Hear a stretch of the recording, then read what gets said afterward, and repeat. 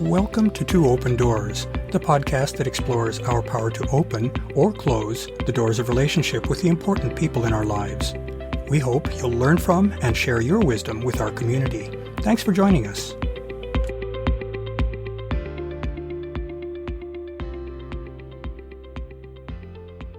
We humans are neurobiologically wired to avoid pain and seek pleasure. In this episode, we'll consider our experience of joy and of some of the varied paths that we take in its pursuit. The things that bring us joy provide much of the meaning in our life. That makes it important for us to cultivate joy and to integrate sources of joy into our life. We all know what joy feels like, that bubbly, uplifting emotion that puts a smile on our face and a song in our heart. Somewhat surprisingly, there hasn't been a lot of psychological research on the nature of joy, even though it's a fundamental human experience.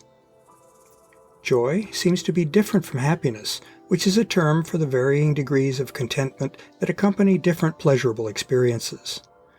A person can experience happiness as an individual, but joy seems to occur in the course of pleasurable and satisfying interactions with others. We can feel joy in association with pleasurable interactions, or intimate connection, or living a life of social connections in which we act in accordance with our personal integrity, that is, our values and beliefs.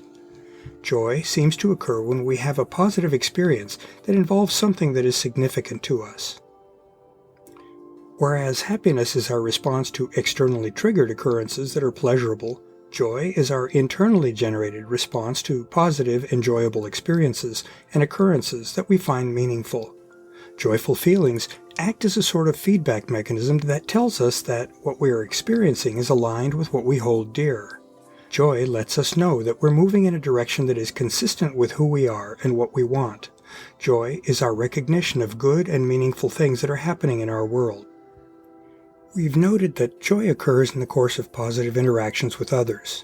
Joy is infectious. It not only occurs during and subsequent to interactions, but it is also shared by the interaction partners. Such a shared response to an experience is only possible when both partners experience their interaction as positive. In my experience, joy blossoms in a sort of positive feedback loop. Someone who's experiencing joy wants to share that associated lovely feeling with their partner. Since that is shared by one partner with the other simultaneously in both directions, the sharing process magnifies the positive shared feelings.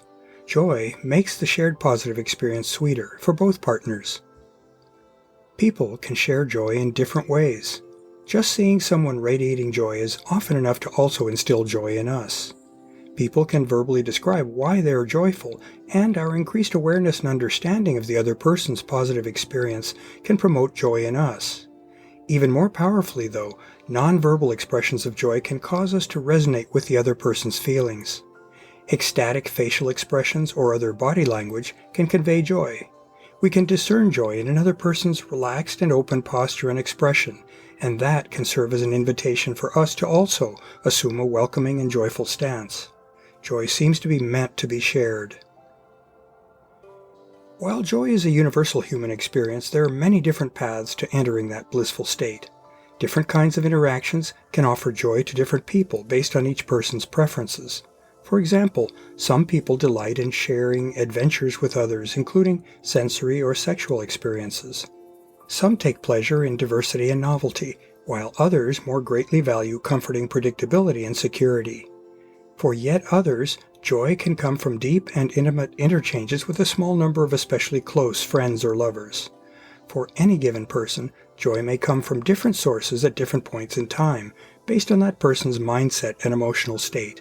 In general, no one path to joy is to be preferred over any other. Each has its place. What happens when paths diverge? Since the experience of joy is fundamentally something that is shared between interacting partners, what's to be done when what brings one partner joy is different from what makes the other partner joyful? In such a situation, the partners can't exchange the sort of resonance that accompanies mutual joy over a shared experience or situation. That doesn't mean, though, that such partners need to give up on sharing joy with one another. Joy can be experienced indirectly or vicariously, in addition to being directly experienced. That is, it's quite possible to take joy from your knowledge that someone is bringing your partner joy. I believe that sort of indirect joy is what underlies the polyamory concept of compersion, which one definition describes as, quote, the sympathetic joy we feel for somebody else, even when their positive experience does not involve or benefit us directly. Indirectly experiencing your partner's joy in this way can be a wonderful thing. In addition to indirectly feeling that joy yourself, feeling in this way can make one's partner's joy even more satisfying to them. Meaningful experiences are sweeter when they're shared with a loved one, and this is a tangible way of sharing those experiences. Despite the enjoyment of indirectly sharing joys that aren't equally valued by both partners, in my experience, I don't find that vicarious sharing carries the same depth of positive impact as do joys that are common to both partners. There's nothing quite like being filled with joy at something that I know also brings deep joy to my partner. Shared joy underscores that both partners value and take pleasure in the same things in life, building a sense of solidarity and mutual understanding. That's very validating. Joy isn't just a nice-to-have thing that one should expect to experience only as an occasional mountaintop experience. It's possible to make the experience of one's life more personally meaningful by actively seeking out opportunities for joy.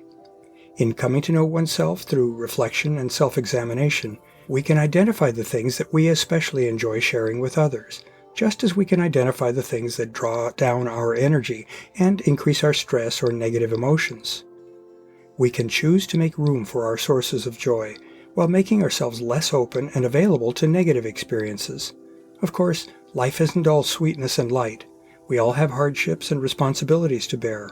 However, by embracing the opportunities for joy as they present themselves in our life, we can alter the balance of joy and hardship so as to maximize our potential joy while minimizing our hardship. Embracing and inviting joy is an attitude or orientation that we can instill in our life. In any experience, we can choose to look for the potential good that comes from it, even if that experience also brings us pain or disappointment. We can approach life with a glass-is-half-full perspective, even in challenging circumstances. What we choose to focus on largely determines how we perceive a given experience. For example, the loss of a valued possession or a treasured relationship is certainly an opportunity to dive into feelings of loss and grief, and such feelings are usually a natural and appropriate phase in coming to accept such a loss. However, letting ourselves get trapped in an unending state of sorrow will bring us no good. If instead, we choose to follow our period of grieving with a renewed attitude of hope for replacing our lost possession or relationship, we'll be well on our way to filling that void. Doing so takes courage and determination. However, my experience has been that life seems to reward those who pick themselves up, dust themselves off, and march on. If we focus on letting joy in, and on gratitude for the people and things that bring us joy, we may find that even more joy has just been waiting for us to open our door and let it enter. To learn more about Two Open Doors and to engage with our community, I'd like to invite you to visit the Two Open Doors private Facebook group, the Two Open Doors meetup group, and the Two Open Doors website and blog at twopendoors.com. I also invite you to contact me directly by writing to me at Claude, C-L-A-U-D-E, at twopendoors.com. I'd love to hear from you, and I'll use your inputs to guide my work on future blog posts and podcast episodes. Thanks for visiting Two Open Doors.